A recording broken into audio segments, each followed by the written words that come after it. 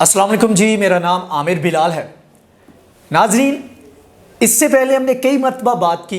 कि सऊदी अरब की जानिब से जो इक़दामात उठाए जा रहे हैं, इज़राइल को तस्लीम करने के हवाले से जो प्लानिंग चल रही है, जो एक माहौल बनाया जा रहा है। अब इसमें कुछ लोग इससे पहले कहते रहे और हमें फ़ीडबैक भी मिलता रहा कि आप बेनिफिट ऑफ डाउट दें, जब तक सऊदी अरब इज़राइल को तस्लीम नहीं कर लेता तब तक उनके ऊपर बात ना करें। लेकिन कुछ चीज़ें होती हैं जिनको आप मिस्टेक या गलती कह सकते हैं और उनसे आप दरगुजर कर सकते हैं। लेकिन कुछ चीज़ें ऐसी होती हैं जो जब डेलिब्रेटली की जाती हैं, जब नीयत के साथ की जाती हैं, तो फिर वहाँ पर आपके पास हक है, आप उसके ऊपर बात कर सकते हो, आप उनको इल्ज़ाम दे सकते हो, आप उनके ऊपर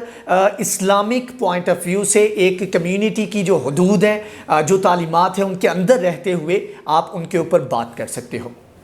अब बात करते हैं सऊदी अरब की। तो सऊदी अरब उस साइड पे जा चुका है जहां पर आप उनको बेनिफिट ऑफ डाउट नहीं दे सकते। सऊदी अरब अपने मामलात को इज़राइल के हक़ में,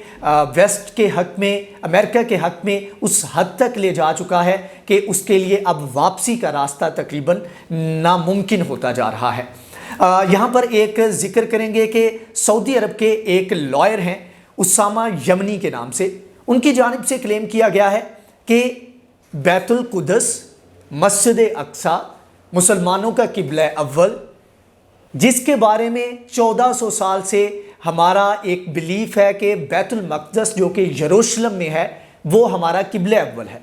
तो इस बंदे की जानिब से ये कहा गया है कि हमारा जो किबला अव्वल है वो एक तारीख़ी गलती है, हमारी परसेप्शन जो है उसको गलत तरीके से बनाया गया। जिस बैतुल कुदस की, जिस मस्जिद अक्सा की बात हो रही है, वो मस्जिद अक्सा सऊदी अरब में है, ना कि फ़लस्तीन में या इज़राइल में। तो ये एक क्लेम है। अब इसके पीछे रीज़न क्या है? ये इस तरह के बयानात, इस तरह के जो बंदे हैं उनको क्यों इस तरह के कंट्रोवर्शियल बयानात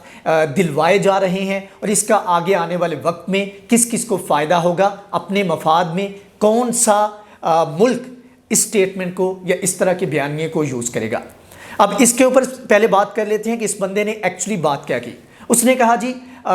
तकरीबन 18 किलोमीटर दूर एक गांव है, वहाँ पर मस्जिद अक्सा के नाम से एक मस्जिद है। कुरान में, अहादीस में या मुसलमानों के बारे में जो ज़िक्र किया गया है वो इस मस्जिद के बारे में ज़िक्र किया गया है, ना कि उस मस्जिद के बारे में, उस किबला अव्वल के बारे में जो कि यरूशलेम में मौजूद है, जो कि फ़लस्तीन में मौजूद है। और ख़ास तौर पे इस बंदे ने कहा कि ये जितना भी एक नैरेटिव बिल्ड किया गया है ये फॉल्स नैरेटिव है। मुसलमानों को ऐसे ही बेमकसद की जंग में उलझाया जा रहा है। फ़लस्तीनी जो लोग हैं उनका जो एक क्लेम है उसकी जो सपोर्ट करते हैं मुसलमान ममालिक, वो भी गलत सपोर्ट करते हैं। तो एक तरह से नैरेटिव बिल्ड किया गया जिसमें कहने की कोशिश की गई कि अब तक 1400 साल से जो एक मुसलमानों का एक बिलीफ था कि हमारा किबला अव्वल जो है वो कहाँ पर है, तो उसको रद्द करने की कोशिश की गई। तो सबसे पहले इसके ऊपर मैं बात करूँगा कि किस तरह से ये बंदा, ये नैरेटिव, ये सिर्फ एक बंदे की बात नहीं, इससे पहले भी बात हो चुकी है और इस तरह की जो कंट्रोवर्सीज़ हैं उनको क्रिएट किया जाता है उस चीज़ से हटाने के लिए, उस बिलीफ को डिसमेंटल करने के लिए जो कि बड़ा रासिक हद तक मुसलमानों के अंदर मौजूद है। इससे पहले बात करें, जिहाद की बात की गई, तो जिहाद का कुरान में कितनी मरतबा ज़िक्र है, अहादीस में कितनी मरतबा ज़िक्र है, अल्लाह के नबी ने कितनी मरतबा इसके ऊपर अमली करके दिखाया और उसके बाद लश्कर भेजे, खुद जो अहकामात दिए वो सबको पता है। लेकिन एक पूरा प्लान करके इस लफ्ज़ को, जिहाद को इस तरीके से कंट्रोवर्शियल बनाया गया कि हम लोग इसके ऊपर बात करना मायूब समझते हैं, हम इसके ऊपर बात करते हुए डरते हैं। इवन के पाकिस्तान जैसे ममालिक में, उन ममालिक में जहाँ पर इस्लाम और मुसलमान हुकूमत है, वहाँ पर बात करते हुए कतराते हैं। चाहे जाए कि आप वेस्ट में हो, यूरोप में हो, वहाँ पर तो सवाल ही पैदा नहीं होता कि आप इसके ऊपर बात करो। आपको उसी वक्त दहशतगर्द का लेबल लगाकर आपको बिहाइंड द बार जो है वो फेंक दिया जाता है। सबसे पहले इस बंदे का जो क्लेम है उसको रद्द कर लूँ। इसके ऊपर मैं ایویڈنس کے ساتھ میں آپ کو بتاؤں گا کہ کس طریقے سے یہ فالس کلیم ہے. اصل جو قبلہ اول ہے وہ وہی قبلہ اول ہے جو یروشلم میں ہے، جہاں پر فلسطینی رہتے ہیں، جہاں پر اسرائیل غیر قانونی طور پر اپنی بستیاں بنا رہا ہے. اور آنے والے وقت میں ہم دیکھیں گے کہ سعودی عرب اور ساتھ میں یو اے بلکہ اس کے اوپر کام بھی شروع ہو چکا ہے. نیکسٹ ویڈیو میں اس کے اوپر بھی ڈیٹیل میں بات کریں گے کہ یو اے وہاں پر اپنا کون سا رول پلے کر رہا ہے اور کتنا خطرناک رول پلے کر رہا ہے. تو قبلہ اول ہمارا وہی ہے. قرآن میں اللہ تعالیٰ نے آیت نازل کی، اور یہ اس وقت آیت نازل کی جہاں پر اللہ کے نبی اس وقت نماز پڑھا رہے تھے، اور روایات کے مطابق اگر کسی کو اس کے بارے میں پروف چاہیے ہو، اگر کوئی اس کا ایویڈنس چاہتا ہے تو وہ فیڈ بیک میں کامنٹ میں بتا سکتا ہے، اس کو اس کے جو ریفرنسز ہیں وہ بھی پرووائڈ کر دیے جائیں گے. اللہ کے نبی نماز پڑھ رہے تھے، اور کچھ روایات کے مطابق ظہر کی نماز تھی، اور کچھ روایات میں بتایا جاتا ہے کہ جمعے کا دن تھا اور جمعے کی نماز تھی، اور رکوع میں اس وقت اللہ کے نبی موجود تھے جب اللہ کی طرف سے حکم ہوا کہ آپ اپنا قبلہ چینج کر لیں. اب ایگزیکٹلی میں اس طرح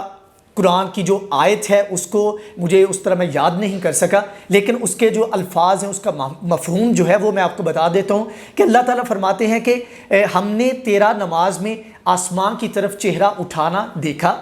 اب جہاں پر اے اللہ کے نبی جہاں پر تو راضی ہے اپنا قبلہ اپنا چہرہ اس طرف تو موڑ لے. اور یہ ان لوگوں کے لیے جو اس کے اوپر بات کرتے ہیں، جو اسلام کے اوپر، اسلام کی جو اوتھینٹسٹی ہے اس کے اوپر بات کرتے ہیں، یہ ان لوگوں کے لیے جواب ہے. اب اس آیت کا شان نزول کیا ہے اس کے اوپر بات کر لیتے ہیں کہ جب مسلمان مکہ سے ہجرت کر کے مدینہ پہنچتے ہیں تو وہاں پر یہودیوں کی ایک بڑی تعداد موجود تھی. تو مسلمان جب نماز ادا کیا کرتے تھے تو وہ بیت المقدس مسجد اقصی قبلہ اول کی جانب رخ کر کے کیا کرتے تھے. اب قبلہ اول بیت المقدس جو ہے یہ یہودیوں کا بھی قبلہ رہ چکا ہے، بلکہ ہے ان کے مطابق، اور ان کی عبادت کا جو مرکز ہے یہ یروشلم اور بیت المقدس جو ہے وہ اس کو مانتے ہیں. تو یہودی اس کے اوپر کامنٹ کرتے تھے، مذاق اڑاتے تھے کہ بھائی اگر آپ کا مذہب اتنا سچا ہے، اگر آپ کہتے ہو کہ یہ اللہ کے نبی ہیں اور اتنے اوتھینٹک ہیں تو آپ کا اپنا قبلہ ہونا چاہیے. تو اس کے بارے میں مسلمانوں کو ٹائم ٹو ٹائم اس کے اوپر باتیں سننا پڑتی تھی. تو اللہ کے نبی نے کچھ روایات ہے جس میں کچھ محدث کہتے ہیں کہ اس کے اوپر اللہ کے نبی نے اللہ سے کہا، دعا کی اور اللہ سے کہا کہ ہمارا قبلہ اول تبدیل کر دیا جائے. اور کچھ میں اس کی تعویل یہ نکالی گئی، جو آیت ہے اس کے مفہوم سے تعویل یہ نکالی گئی کہ اللہ کے نبی کے دل میں خواہش تھی، لیکن اللہ کے نبی اپنی وہ خواہش اللہ کے سامنے انہوں نے اس کا ذکر نہیں کیا تھا. لیکن اللہ تعالیٰ دلوں کے حال جانتا ہے. تو اللہ تعالیٰ نے جب یہ آیت نازل کی تو اللہ تعالیٰ نے فرمایا کہ اے نبی جہاں پر تیرا دل راضی ہے اس طرف ہم تیرا چہرہ جو ہے اس کو موڑ رہے ہیں. تو یہ ایک الگ قبلہ دینا. اسی وقت حدیث میں ہے کہ اس وقت رکوع میں تھے تو رکوع کی حالت میں ہی اللہ کے نبی نے اپنا چہرہ جو ہے کعبے کی طرف وہ کر لیا. تو پیچھے جو صحابہ تھے انہوں نے بھی اپنا رخ اس طرف کیا. اس کے بعد جب نماز ختم ہوئی تو اللہ کے نبی سے صحابہ نے پوچھا تو اللہ کے نبی نے ان سب کو یہ ایکسپلین کیا. تو قرآن کا اگر یہ جو اسامہ یمنی جو لائر ہے یہ جو بات کر رہا ہے، اگر اس کی بات کو یقینی مان لیا جائے تو پھر اس کو یہ بھی کہنا پڑے گا کہ جو یہودی کلیم کرتے تھے کہ ہمارے قبلے کی طرف منہ کر کے یہ عبادت کرتے ہیں، تو پھر اس کا مطلب ہے کہ جو 18 کلومیٹر دور ان کا جو ایک گاؤں ہے وہ اس کی طرف منہ کر کے یہودی جو عبادت کیا کرتے تھے، اور اس کی تردید خود یہودی کر دیں گے کہ ان کا قبلہ کون سا ہے، ان کی عبادت گاہ کون سی ہے، وہ کس طرف اور کس جگہ پر رہنا چاہتے ہیں. تو وہ یروشلم کی بات کریں گے، مسجد اقصی کی بات کریں گے. اور اگر ایک اور کلیم اس کی جانب سے کیا گیا تو with the passage of time یہ چیز چینج ہوئی، اور اس میں بعد میں جا کے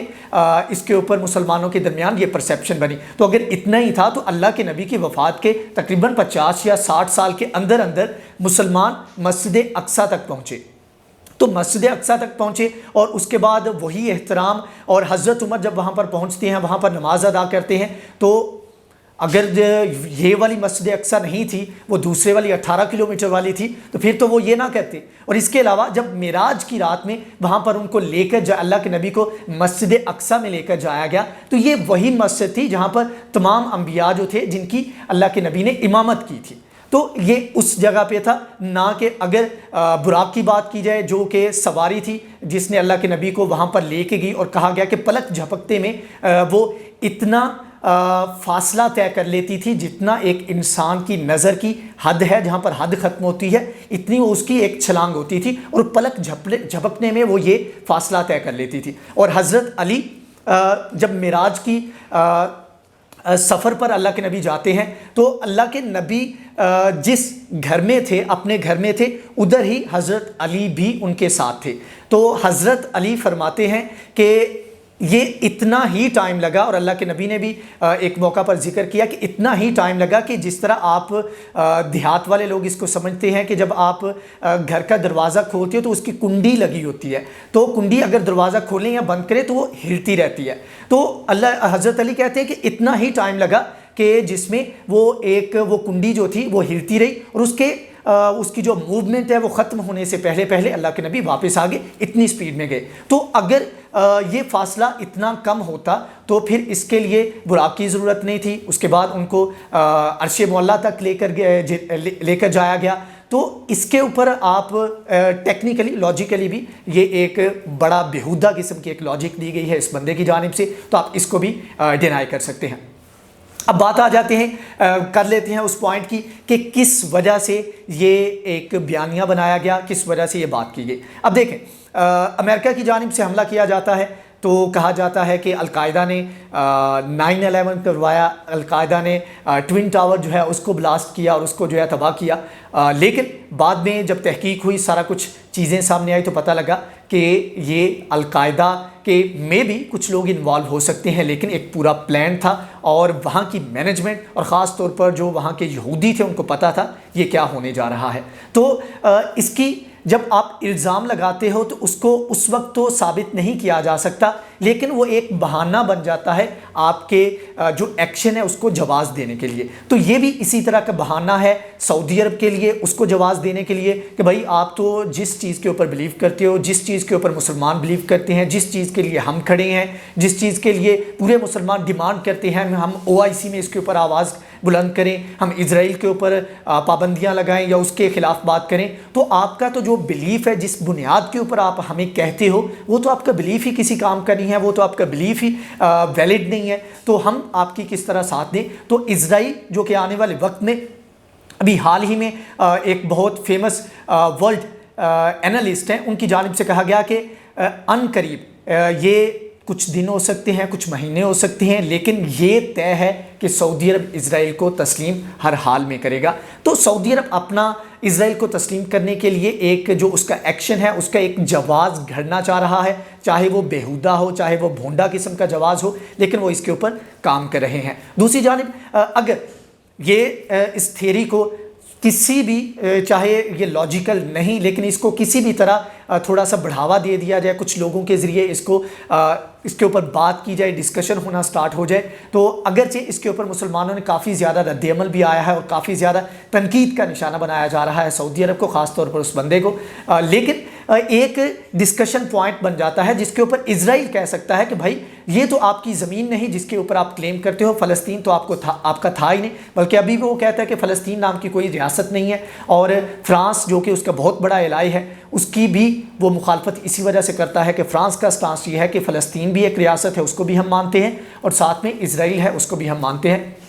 تو